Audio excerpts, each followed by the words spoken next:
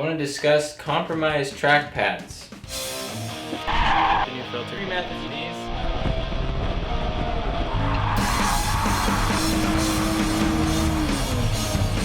Once you go to a full track pad, you are never going to want to go back because it's such an advantage. It's unbelievable.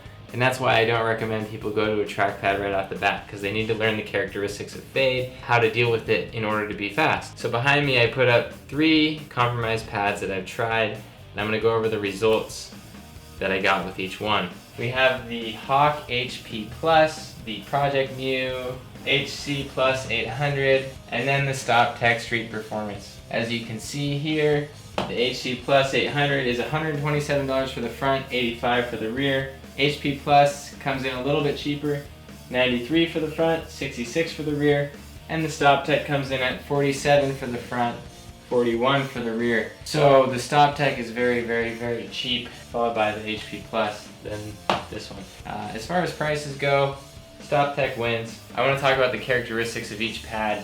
The HP Plus feels a lot better than it is.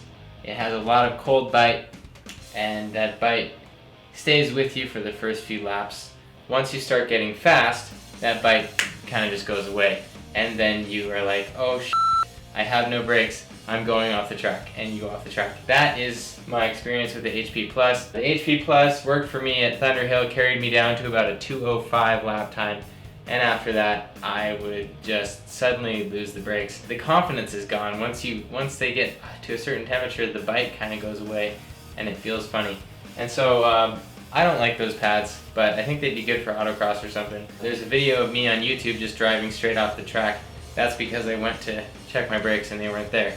And that was the Hawk HP Plus. Then we have the HP Plus 800.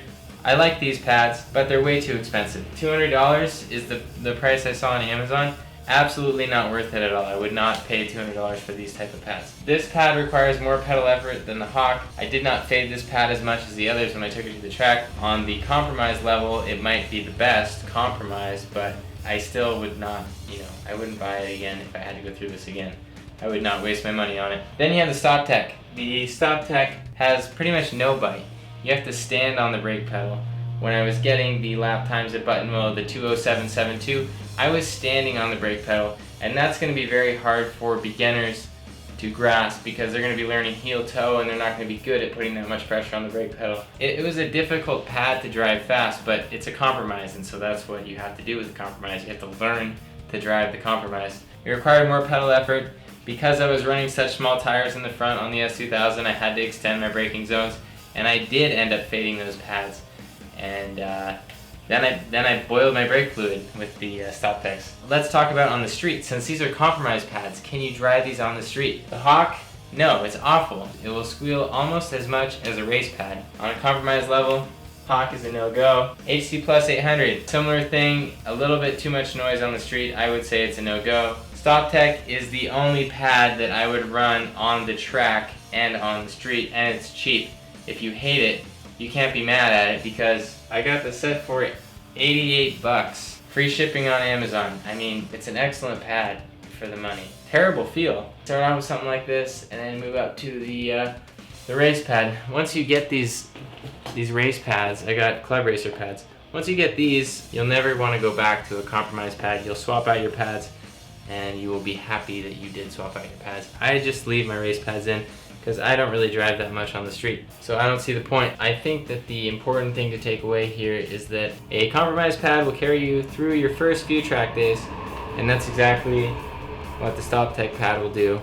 And the reason I choose the StopTech pad for the S2000 is that it's super cheap. No need to spend a good amount of money on a compromised pad. Save your money for when you're going fast enough to put a race pad on your car. The race pads are really expensive. This set of pads is, $400, and so it's important not to spend a lot of money on a hobby until you know that you really enjoy it. So make sure that you really enjoy driving on the track before you blow money on track pads, because we see on Craigslist a lot of people selling their parts, their track wheels, their brakes, and what happened was they jumped the gun and they got too into it and they realized, hey, maybe I don't really like this.